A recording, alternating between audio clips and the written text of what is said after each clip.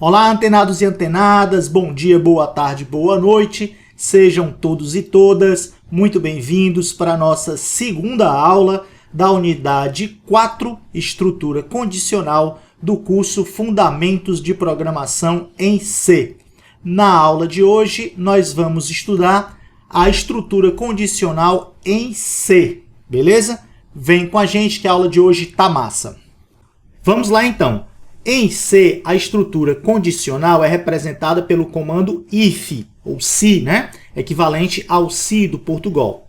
If, depois uma condição que vai ser avaliada. Caso essa condição retorne um valor zero, a gente já viu que o zero significa o falso. E se ela retornar um valor diferente de zero, esse valor representa o verdadeiro. Então, se essa condição retorna zero, isso indica falso. Se ela retorna um valor diferente de zero, isso indica verdadeiro. Então, se essa condição for verdadeira, então eu vou executar o comando que está após o if.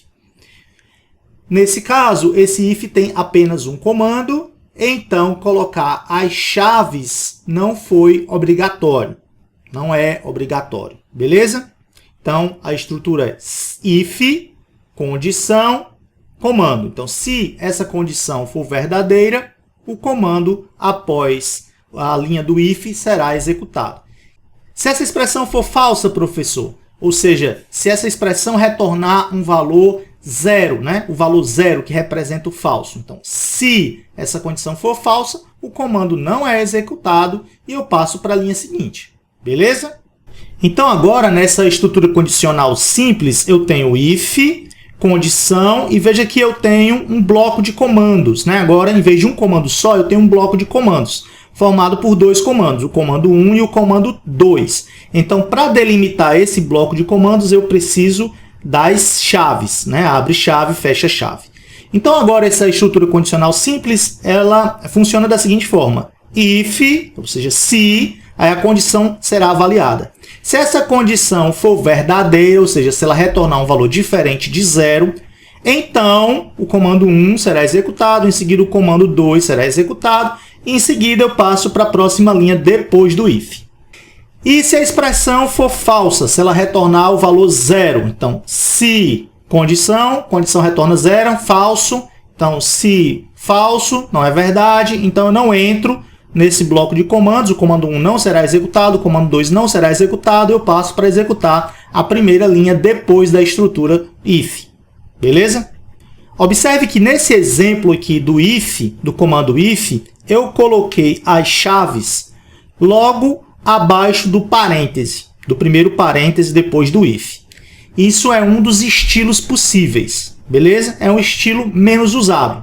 O primeiro estilo que eu vou mostrar aqui, estou chamando de opção 1, é o estilo menos utilizado, tá? Mas é um estilo que vocês vão encontrar em alguns livros e em alguns códigos. Um segundo estilo, que eu chamei de opção 2, é você colocar as chaves logo abaixo do i do if. Então agora, ó, a diferença é que as chaves estão logo abaixo do if. É a única diferença. Muda o que no comando? Absolutamente nada. Apenas o estilo. Se fica mais bonito, mais elegante, como eu, ou menos elegante, aí você que sabe.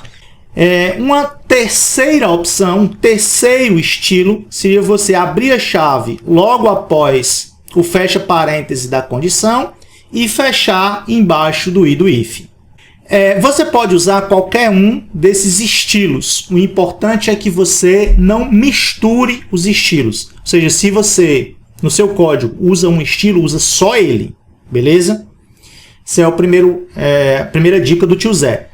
A segunda dica é que sempre que você abrir uma chave, fecha logo, para não esquecer de fechar, tá? A terceira dica do tio Zé é que, muito provavelmente, na empresa que você vai trabalhar, ela vai ter um padrão de desenvolvimento. Então, ela já vai te dizer aonde ela quer que você coloque as chaves. Tá? Então, uma empresa de desenvolvimento de software house que se preze, ela vai ter um padrão de código lá de desenvolvimento e você não vai poder escolher o estilo que você mais gosta. Você vai ter que usar o estilo da empresa para que todos os trocentos programadores possam utilizar exatamente o mesmo estilo.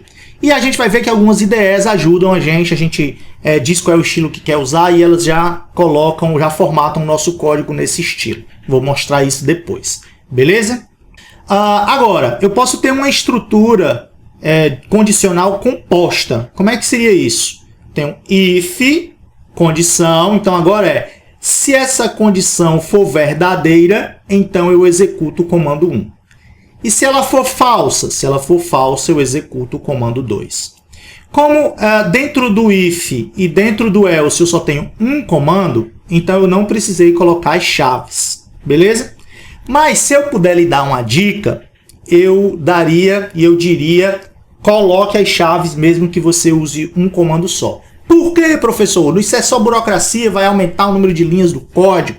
Em tempo de execução, isso não vai mudar absolutamente nada do desempenho do seu programa.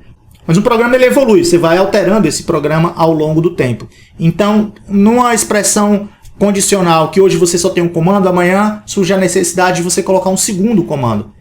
E aí você pode esquecer de colocar as chaves. Então, se a chave já está lá quando tinha um comando, quando você colocar o segundo comando, você não vai precisar alterar mais nada. Beleza? Então, essa é a dica aí do tio Zé.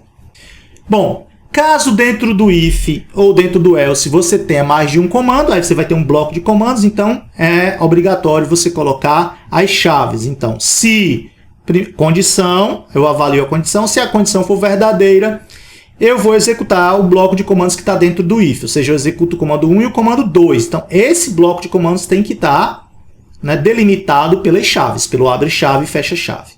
Se essa condição for falsa, então eu executo esse bloco de comandos aqui. Eu executo o comando 3 e o comando 4. Beleza? E aí também, como esse bloco de comandos tem mais de um comando, então é obrigatório colocar as chaves, delimitar esse bloco de comando utilizando as chaves. Já disse, uma boa prática, né? Sempre que você abrir uma chave, fecha, porque o seu programa vai crescer e você pode esquecer de fechar essa chave, e aí vai te dar uma dor de cabeça enorme de procurar isso num código com um trilhão de linhas. Que bosta! Ok, então se você gostou da aula de hoje, clica no sininho, se inscreve no canal, clica no joinha, deixa o seu like, chama os amigos, marca os amigos da turma e vamos para frente que o curso está ficando massa e a gente está evoluindo de forma bem legal. Beleza? Até a próxima aula.